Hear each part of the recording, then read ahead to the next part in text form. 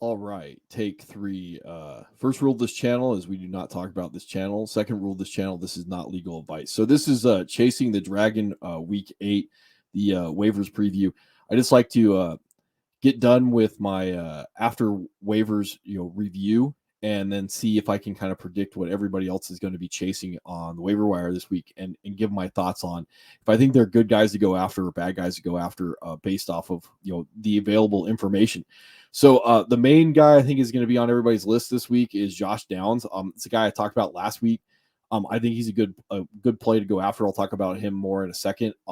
But the other guys, like I saw that Kyler Murray's popping up on waiver wire ads. Like I don't understand it. Like he should probably already be stashed. He should be stashed in most leagues. I imagine even in like 2 quarterback leagues, he was drafted and stashed at the bottom of benches for when he comes back. So I don't know how available he is in the first place, but I have seen him pop up on at least like 1 or 2 lists. I went and hunted down to make sure I didn't forget anybody. Gardner Minshew is another guy, like probably again in 2 quarterback leagues, definitely startable. 1 quarterback leagues, low end stream. A little bit of a turnover machine. I'm going to talk about him more tomorrow, but I do think if you're more desperate in 1 quarterback leagues, like he can either be just your weekly start, or you could put him on your bench and stream him along with somebody else. So the Rams running backs, Daryl Henderson, he had 57% snaps. I don't think that there's a good Rams running back to have. Kyron Williams is going to come back after the bye week 10. Daryl Henderson, they signed off the street. He came in, he did his job, wasn't efficient on the ground, didn't get the passing work. Again, I don't know how much passing work there's going to be from the running backs with Puka Nacua and Cooper Kupp. And again, he did fall into the end zone. Reverted back to the practice squad. So again, chasing the dragon, trying to get that production again when there's no guarantee that he'll get the opportunity again. And the other running back in this backfield, Royce Freeman, he was already on the team. He was on the practice squad. He was the guy being moved up to the active roster and then reverting back every week. He's probably more trusted, can kind of do everything type of guy. Maybe the guy that gets the full bell cow was more efficient on his 12 carries for 66 yards in this game.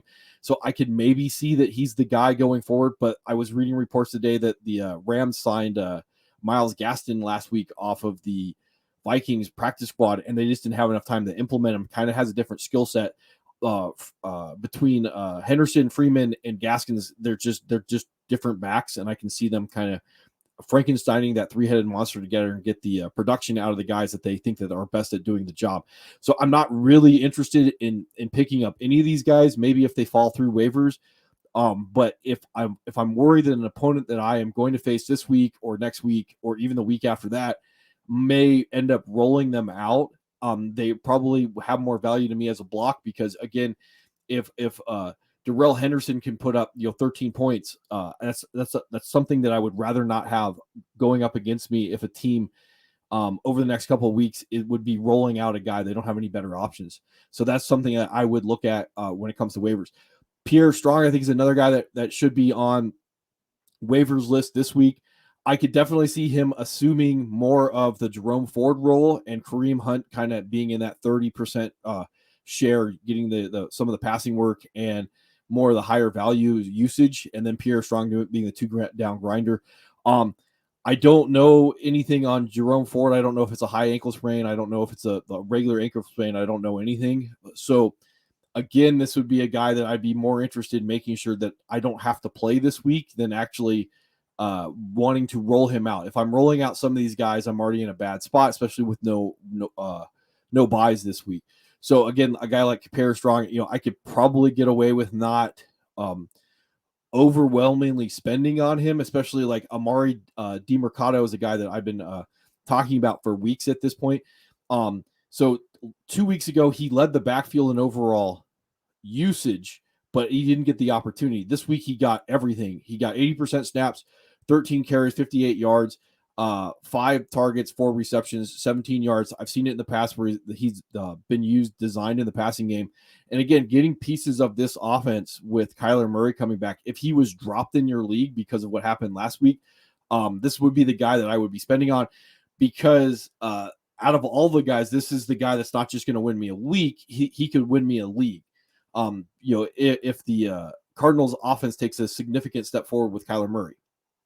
So this would be the guy that I would be interested overall. He ticks all the boxes of how, I want to be viewing potential guys. So an RB2, I'm buying an RB2 as opposed to the other guys like probably, just guys I'm hoping fall into the end zone. Rashee Rice, don't have a lot to say about him. I think there might be a little bit of a cap ceiling with him because he's playing behind the unicorn Travis Kelce. But again, maybe somewhere in the wide receiver 2 range for a ceiling this year is not a bad thing to be looking at.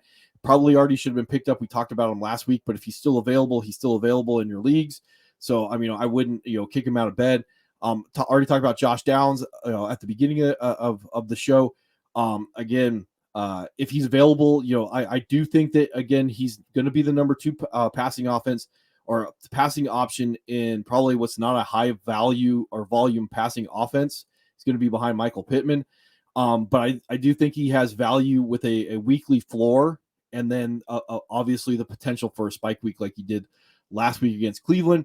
Jaxon Smith-Njigba, not as interested in him. He will be on some list. He should be rostered in most leagues, especially with DK being out last week. He should have been immediately picked up, and if not rolled, he should have been stashed. The bigger issue with Jaxon Smith-Njigba outside of DK Metcalf coming back is he got out-snapped by Jake Bobo in 2 wide receiver sets. He was playing wide receiver 2 or wide receivers. He was playing in 2 wide receiver sets, but Jake Bobo, I think, was up to like 75% snaps. Also did 4 for 5 and like 60 yards and a touchdown. That would be the guy I would be a little bit more interested in. And again, overall, trying to predict who's going to be the wide receiver is going to be tougher with 4 guys in the mix. It's going to be easier with 3. That's why I think, if DK was out, this was the role. But when DK comes back, it's going to be much harder to predict the week that any of them have, let alone this guy. Maybe not getting out of the slot either, being a slot only type player. So this week, getting to the outside and working on the outside, especially in 2 wide receiver sets, is a big reason why you get a lower average depth of target, to use the stat words, and that's why you can have an actual like fantasy relevant week. All right. And then I don't know if Jaylen Hill will be on anything, but he did have like 169 air yards to go with his 5 targets, 2 receptions for 75 yards on 71% snaps. So like if there's anybody I'm chasing, it's this guy, because he's probably going to be relatively cheap. And I know that spike week is probably eventually going to happen. Maybe the number 2 in that Giants offense down the line behind Darren Waller, which I would like. Again, not probably going to be a very high volume passing offense, but again, it ticks the boxes for things I like in fantasy. I can be proactive. It's cheap for me to be wrong on, and it has the highest upside. So that's what I usually go after. Speaking of which, so Dalton Kincaid pops up. Like, I was really high on Dalton Kincaid at the beginning of the year, and then the usage just wasn't there. So there's a couple things to kind of talk about with Dalton Kincaid about why he finally popped up on the list this week. So they played the Patriots. The Patriots their game plan is to take away the number 1 receiver. That's what occurred. The number 2 receiver, we would have thought it would have been Gabe Davis. They didn't go to Dave Davis. They went to Dalton Kincaid. They weren't going vertically to Dalton Kincaid. I think he had like 47 air yards. So what he was able to do with the 75 total receiving yards was yak. So again, those are lower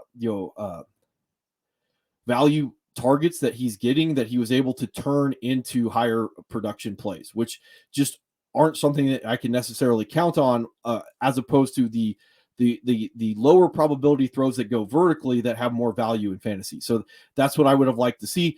So again, in order for Dalton Kincaid to really pop up on the fantasy radar again, you're looking at more than likely another game where Stephon Diggs gets shut down, and then he becomes the number 2, and we can't always guarantee it's not going to be Gabe Davis in that regard. So I don't know when we're going to get Dalton Kincaid as the number 1 option to get in an offense, let alone the number 2 option again in that offense. So I don't know how much I would be chasing that, even though I do like the player. I just don't like the situation that's going on in Buffalo right now.